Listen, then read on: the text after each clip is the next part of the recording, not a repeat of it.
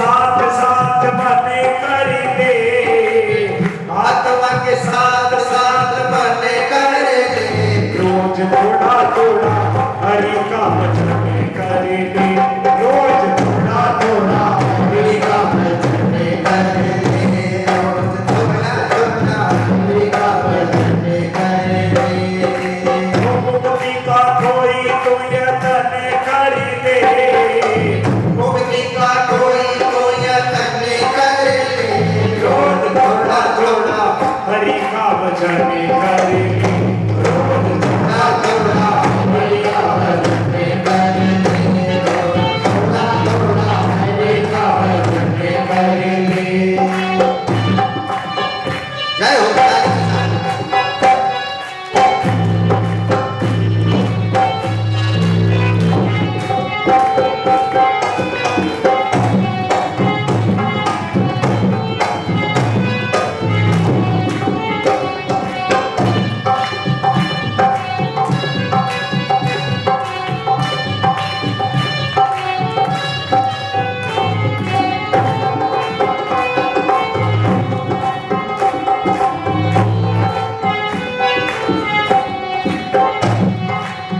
सकती करे अच्छे लोगों की, सकती करे अच्छे लोगों की, सकती करे अच्छे लोगों की, सकती सकती करे अच्छे लोगों की, दवा मिल जाएगी सभी रोगों की, दवा मिल जाएगी सभी रोगों की, जिंदगी को अपनी चमन कर ले, जिंदगी को अपनी चमन कर ले, रोज थोड़ा थोड़ा हरि का भजन कर ले, रोज थोड़ा थोड़ा हरि का भजन कर ले, मुक्ति का कोई तो यतन कर ले, मुक्ति का कोई तो यतन कर ले, रोज थोड़ा थोड़ा हरि का भजन कर ले, रोज थोड़ा थोड़ा हरि का भजन कर ले। जय हो शंकर भगवान की।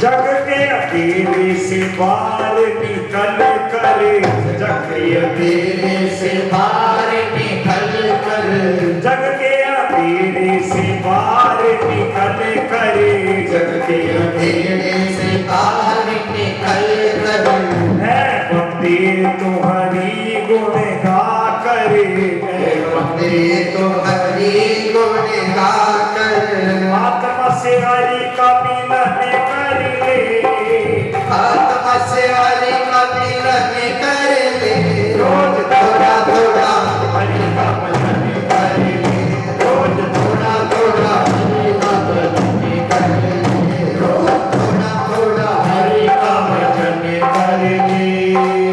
मुक्ति का कोई तो यतन कर ले, मुक्ति का कोई तो यत्न कर ले, रोज थोड़ा थोड़ा हरि का भजन कर ले, रोज थोड़ा थोड़ा हरि का भजन कर ले, रोज थोड़ा थोड़ा हरि का भजन कर ले, रोज थोड़ा थोड़ा हरि का भजन कर ले, रोज थोड़ा थोड़ा हरि का भजन कर ले, रोज थोड़ा थोड़ा हरि का भजन कर ले। अब हम लोग कहते हैं अभी क्या करें, अभी तो छोटे हैं, बड़े होंगे तो भजन करें। हाँ?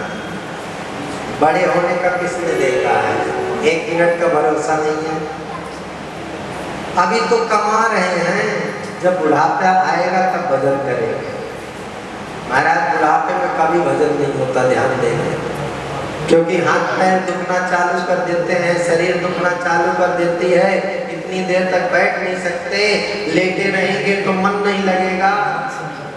बुढ़ापे में जल्दी भजन नहीं होता है, इसलिए कि रोज थोड़ा थोड़ा हरि का भजन करें। जितना समय मिले उस समय पे व्यर्थ का मत गवाओ। समय पास नहीं होता, क्या करें, इसलिए सीरियल देख लेते हैं। समय पास नहीं होता इसलिए सो गए। महाराज 100 वर्ष की आयु मिली, 50 साल तो सो के बिता दिए। 100 वर्ष की आयु मिली, 50 साल तो सो के बिता दिए, 25 साल पढ़ाई करके बिता दिए, बचे कितने 25 साल। 25 साल में बच्चे विवाह हुआ, बच्चों के साथ खेले, कमाए, क्या क्या किए, उसके बाद वही करीबन बच जाते 2-3 साल का समय बचता है, उसको तो कम से कम भजन कर लो। समय बहुत छोटा है, दिखता है अरे अभी तो बहुत बड़ा है, नहीं पड़ा, पता नहीं चलेगा समय का, कब पता चल रहा है कब जन्म हुआ था। सोचते थे बड़े हो जाएंगे, ये करेंगे वो करेंगे, यहाँ जाएंगे वहाँ जाएंगे, बड़े हो गए, जिम्मेदारियां इतनी हो गई, कोई सुख नहीं मिला, अब बुढ़ापा आ गया, अब तो चलने का समय आ गया। हाँ, तो इस धरा में आकर के कि किसके पास सुख है, जिसके पास भगवान का भजन है, भगवान की भक्ति है, वही सुखी है, वरना इस संसार में कोई सुखी नहीं है। हरि नाम बिना सब जीव दुखारी। और धनी कौन है, कबीरा सब जग निर्धना, धनवंता नहीं कोई। इस संसार में धनी भी वही है जिसके पास भगवान के नाम का धन है। पायो जी मैंने राम रतन धन पायो, जिसके पास भगवान के नाम का धन है वही धनी है, और जिसके पास भगवान के नाम का ऐश्वर्य है वही ऐश्वर्यवान है, वरना ये संसार में कुछ भी तुम्हारा नहीं है। सूत जी महाराज कहते हैं, सुंदर लिंग वेद की कथा श्रवण कराते हैं। माताओं शांति बना के रखिए, प्रेम से बोले नमः शिवाय। ब्रह्मा जी महाराज भगवान शिव के बारे में सुंदर व्याख्यान कहते हैं। कहते भगवान शिव तो सर्वोपरि है, भगवान शिव ही सर्वश्रेष्ठ है। इस संसार में शिव के सिवा कुछ नहीं है, जो कुछ है शिव ही है। ये संसार ही शिवमय है, इसके सिवा कुछ भी नहीं है। इसलिए हर समय शिव का ही भजन करना चाहिए, अपने इष्ट का भजन करना चाहिए। एक बार ब्रह्मा जी के भी मन में अहंकार आया, ब्रह्मा जी के मन में अहंकार आया और भगवान विष्णु के पास पहुंच गए। भगवान विष्णु से कहने लगे कि अरे तुम ये कैसे लेटे हुए हो, मैं तुमसे बड़ा हूं, तुम मेरा सम्मान नहीं करते। भगवान विष्णु ने कहा ब्रह्मदेव आप मेरे पुत्र हैं, और कभी पिता पुत्र का सम्मान करता है क्या? हाँ करता है। जब पुत्र ऐसा कोई काम करता है तब पिता भी सम्मान करता है। लेकिन अभी सम्मान करने का कोई रीजन नहीं है। ब्रह्मा जी कहने लगे अरे विष्णु तुम हर समय लेटे रहते हो और मैं इतना बड़ा काम करता हूँ, मैं तो सबसे बड़ा हूँ, अगर मैं सृष्टि ना बनाऊं तो सृष्टि नहीं चलने वाली है। सृष्टि मैं बनाता हूँ, सृष्टि रचता हूँ, तभी चलती है, तभी तुम्हारे लोग भक्ति करते हैं, मैं बड़ा हूँ। आपस में संवाद हुआ, ब्रह्मा जी में और भगवान विष्णु में युद्ध होने लगा। जब युद्ध होने लगा चारों तरफ हाहाकार मचने लगा, क्योंकि अगर दो महाशक्ति युद्ध करना चालू करती हैं तो पूरे विश्व में फिर प्रलय आने का संभावना हो जाती है, प्रलय आ ही जाती है। इसलिए जो बड़े लोग होते हैं वो सामने से कभी युद्ध नहीं करते। देख लीजिए रूस और अमेरिका कभी सामने से युद्ध कर रहे हैं?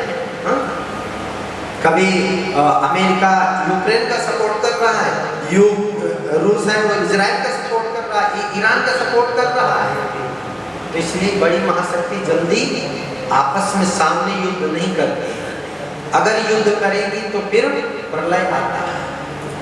ब्रह्मा जी में भगवान विष्णु में युद्ध हुआ, पूरी धरती थर-थर कांपने लगी, सभी देवता लोग डगमगाने लगे। अब क्या होगा? ये तो सभी ब्रह्मा जी के ऊपर विष्णु जी प्रहार करते, ब्रह्मा जी हारते तो ब्रह्मा जी उससे बड़ा अस्त्र चलाते, भगवान विष्णु उससे बड़ा अस्त्र चलाते। ऐसे करते करते सभी देवता लोग भगवान शिव की आराधना किए। वहां पर एक ज्योति प्रकट हुई और वो ज्योति विकराल खंभे के रूप में परिवर्तित हो गई। ब्रह्मा जी और विष्णु के बीच में बहुत विशाल, गर्दन उठा करके देखते हैं, जहां तक गर्दन जाती तहां तक वो शिला, नीचे देखते हैं जहां तक देखते हैं वहां तक वो शिला, उसका कोई अंत ही नहीं है। आकाशवाणी हुई, ब्रह्मा जी आप कहते हैं आप बड़े हैं, विष्णु जी आप कहते हैं आप बड़े हैं, इसका निर्णय यहीं पर हो जाएगा। जो व्यक्ति इस शिला का अंत पालेगा वही बड़ा है। ब्रह्मा जी ऊपर की तरफ को चले, भगवान विष्णु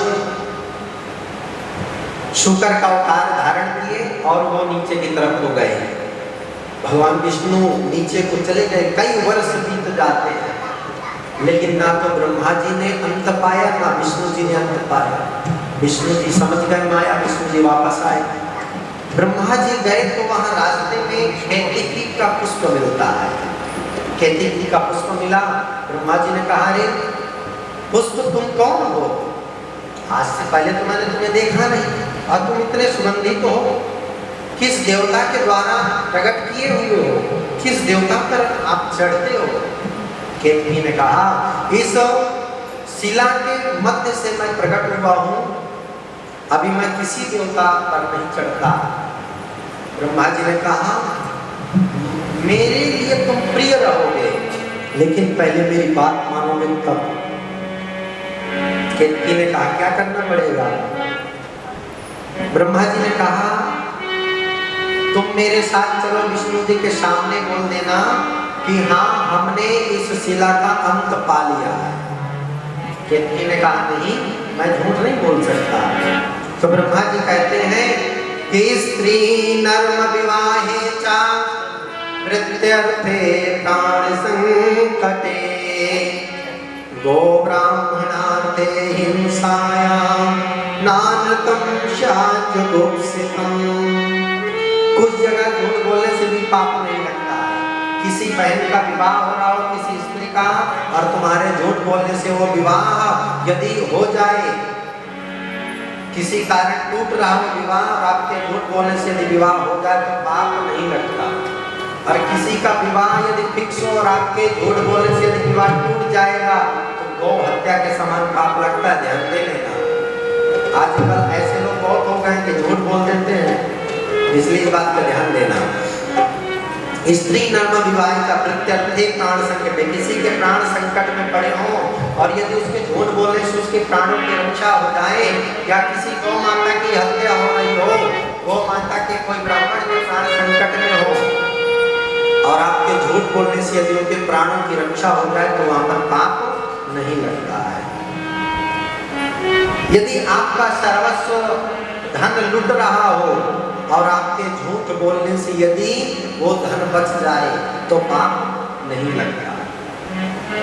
केतकी पुष्प राजी हो गया, भगवान ब्रह्मा जी के साथ आए, विष्णु जी के सामने कहा कि हमने इस शिला का अंत पा लिया है।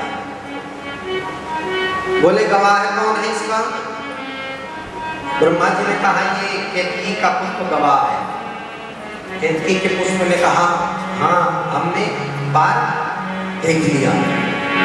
तुरंत भगवान शिव क्रुद्ध हुए और वहीं पर भैरव आए, ब्रह्मा जी का सर काट दिया। 5 सर थे उसमें से एक सर काट दिया। ब्रह्मा जी ऐसे कांपने लगे जैसे हवा चलती है तो पत्ते कांपते धीरे धीरे हिलते हैं ना, ऐसे ब्रह्मा जी कांपने लगे। जैसे केले का पत्ता हिलता है कांपता है, ये हवा में ऐसे ब्रह्मा जी कांपने लगे। और वहीं पर श्राप मिला केतकी के पुष्प को कि जाओ आज के बाद तुम्हें कोई भी यदि प्राणी किसी भी देवता पर चढ़ाएगा तो उसको गौ हत्या के समान पाप लगेगा। तुम किसी भी देवता को प्रिय नहीं होगे, किसी भी देवता पर तुम नहीं चढ़ोगे।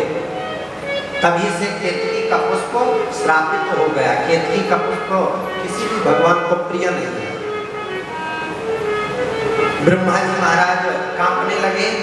भगवान विष्णु भगवान शिव से प्रार्थना करते हैं, प्रभु कि समरथ कहूँ नहीं दोष गोसाई, रवि पावक सुरसर की नाई। भगवान विष्णु ने कहा कि प्रभु आपने ही तो 5 सिर दिए थे और आप ही यदि ब्रह्मा जी के सभी सिर काट देंगे तो ये सृष्टि कैसे चलेगी। ये ब्रह्मा जी तो अज्ञानता से इनसे भूल हुई, भूल भी उन्होंने बोला, इसलिए इनको क्षमा कर दीजिए। ब्रह्मा जी भगवान शिव के चरणों में पड़ जाते हैं और कहते हैं, प्रभु मुझ अज्ञान के अंदर क्या सामर्थ्य हो सकती है कि मैं आपके सामने खड़ा भी हो सकूं। अगर मैंने झूठ भी बोला तो उसमें भी आपकी माया थी। अगर मुझसे कोई अपराध हुआ है तो मेरे अपराध को क्षमा करिए। भगवान शिव सुंदर दर्शन देते हैं और भैरव को वहां से जाने के लिए आदेश देते हैं। जब भैरव गए तो भगवान ब्रह्मा जी भगवान शिव के चरणों पर आते हैं और कहते हैं, समर्थ कहूँ नहीं दोष गोसाई, रवि पावक सुरसर की नाई। मेरे में कोई सामर्थ्य नहीं है, करने वाले आप, कराने वाले आप, करता और कराता आप हैं, तो मैं भला क्या कर सकता हूँ। भगवान शिव ने कहा कि यहाँ पर कोई बड़ा नहीं है, सब मेरी संतान है।